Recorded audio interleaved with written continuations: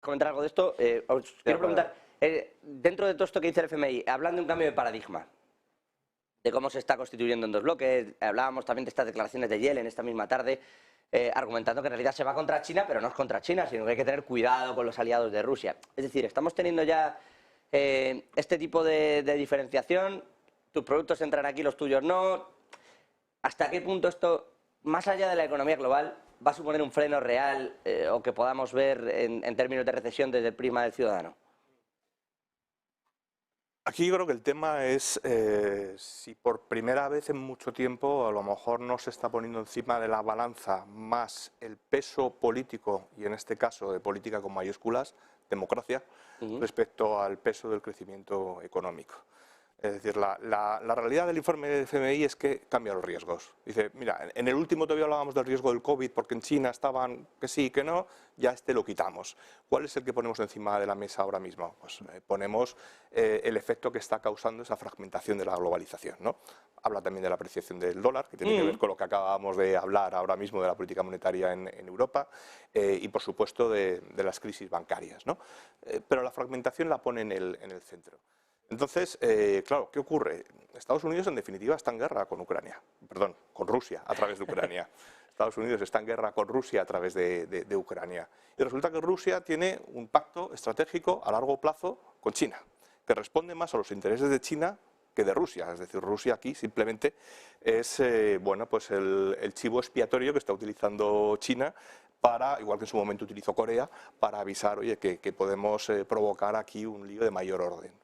Entonces, ¿cuál es el resultado de todo esto? Que lo que vemos es que el desenlace de la globalización durante muchos años lo que ha llevado es a un poder demasiado alto de países que no son democráticos y que han mermado en su calidad democrática. China nunca lo ha sido y Rusia, la poca que ha tenido, ha ido mermando y ahora nos estamos asustando.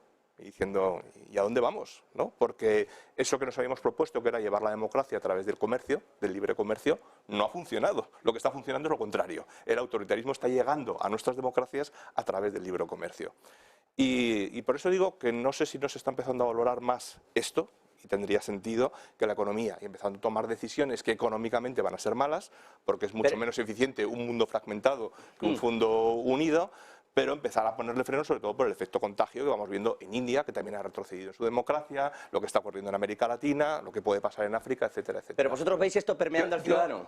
Fíjate, yo creo que el fin no es tan noble como el que... Mira, si nos remontamos un poquito para atrás, desgraciadamente para los occidentales no tanto, el monstruo que es China lo hemos alimentado y creado nosotros. Hemos enviado todas nuestras fábricas, es más, hasta hemos invertido en ellas.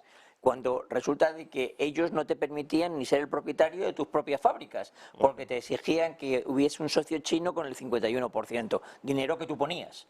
Eso es lo más gracioso. De repente China se ha dado cuenta de que, porque China, la subida salarial en China, ha habido veces que estaban obligadas por el gobierno. Es decir, era el gobierno, no la demanda de los trabajadores quien la imponía. Que, oye, ya no soy tan competitiva en precios y empiezo a perder de una manera como los fluidos por todas partes. La gente empieza a invertir en otros sitios, que es lo de la zona esta geopolítica de Altasia, ¿no? Ya no está tan claro que yo vaya a ser la economía dominante como se dijo que iba a ser en el 22, luego con la pandemia se retrasó. Yo creo que ya eso no va a ocurrir porque ya las inversiones no se dirigen a China, sino que se dirigen a todo el resto de partes. Oye, pues ahora tengo que imponer mi fuerza de otra manera. Y por el camino aparecen los microchips, que fue una grandísima idea gubernamental que tuvieron los taiwaneses hace aproximadamente 15 años. Se dieron cuenta de que eso iba a ser el futuro e invirtieron. Oye, pues yo me quiero apropiar de esto porque es realmente la llave que encaja en la cerradura de la economía. Y ahí ya te metes Miguel Ángel las pitas de Taiwán. En palabras, no, te metes en palabras mayores. Y los americanos se dan cuenta, obviamente, porque todos teníamos orejeras, no solamente ellos, todos teníamos orejeras y no lo veíamos, y empiezan a decir a los taiwaneses, oye, mira, aparte de todo, monta fábricas en Estados Unidos, que yo encima las voy a pagar. Los americanos se han gastado en una ley aprobada 56.000 millones de dólares en inversión, en ayudas públicas al sector privado. Eso en la economía americana no se había visto hasta ahora, para montar empresas de microchips. Bueno, si sumas, con toda la Inflation Reduction Act, Eso es. tienes 300, casi 50.000 millones. Entonces, yo creo que de ahí viene, es decir, todo es un tema que obviamente hay una parte, pero que me encantaría decir que es porque quieren llevar la democracia a los países, pero creo que la situación es justamente todo lo contrario, una situación Bueno, están montando las fábricas de Taiwán en Arizona. Una situación de poder y cuidado, que yo personalmente ahora mismo, después de la cagada que hemos hecho todo, apoyo. Porque no quiero estar en manos de los chinos. Por cierto, que están de maniobras militares. Ahora os pregunto por este asunto, pero Aurelio, al respecto de lo que estamos comentando. Sí, es que, vamos a ver, la globalización, lo que nos ha traído luego la pandemia es que el concepto de globalización va a cambiar, va a ser diferente, ¿no?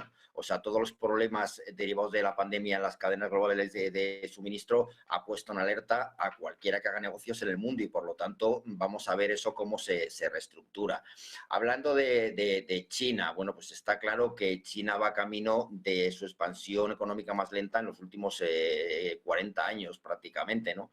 Y ahí vemos que la política de COVID-0 lo que les ha traído es una debilidad de la demanda interna que seguramente se vaya corrigiendo ahora con la apertura, pero bueno, tampoco ha contado con el impulso de la demanda externa que tenía anteriormente y el apoyo de la política fiscal y monetaria ha sido más moderado que el que fue durante la pandemia. Y por lo tanto se le acumulan distintas crisis en varios frentes, ¿no? O sea, aparte del cerramiento por la política de COVID-0, ha tenido el derrumbe del mercado inmobiliario, que representa un 25% del PIB de China, la crisis energética o el nivel récord que está alcanzando el desempleo juvenil. Y además tienen, como todos sabemos, la guerra arancelaria con Estados Unidos y cada vez le supone mayores restricciones a la tecnología occidental. Y además, de fondo, tiene el envejecimiento de la población y el hundimiento de la tasa de natalidad. Con lo cual vemos que, desde luego, la situación de China no es la mejor ni muchísimo menos. Aún así, aporta un 5,1 de crecimiento de su PIB al mundo. O sea, sigue siendo importante, pero claro, es que veíamos a China haber estado creciendo al 7, 7,5 y ahora tiene dos puntos menos de crecimiento.